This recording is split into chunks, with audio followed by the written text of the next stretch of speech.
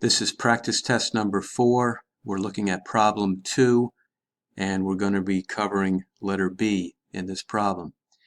The empirical rule, which we've covered in the previous videos, is stated at the top of the page, and we are told in this problem that the average price of gasoline in the United States was $3 per gallon. That's the mean, with a population with a normal distribution, and a standard deviation of 20 cents per gallon.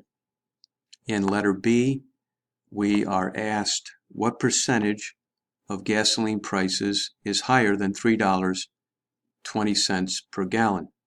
And I've drawn the normal curve here, and underneath I have the z-scores with 0 in the center and 1, 2, and 3 standard deviations to the right and to the left. Under that I have the gas costs. The mean is $3, and then I increase by 1 standard deviation as I move for each of these points as I move to the right. So I have $3.20 right here, 1 standard deviation above the mean.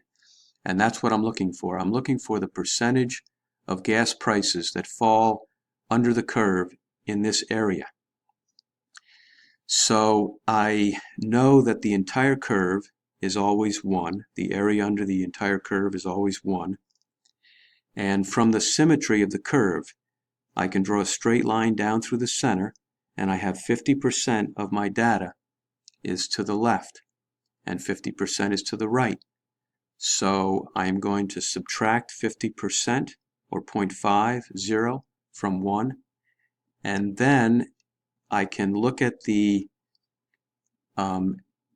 area between plus or minus 1 standard deviation, which is 0.68, and that's what we saw in the previous problem. I can divide that in half, and 0.34 is between 0 and 1 standard deviation. So I'm going to subtract the 0.34 as well. So what that will leave me with is the percentage that is in this area here that's shaded in. So the entire curve, 1.0, minus the 0.50 to the left of the mean, minus the 0.34 that is in this piece here, leaves me with 0.16 in the shaded area, or 16%. So 16% of gasoline prices are higher than $3.20.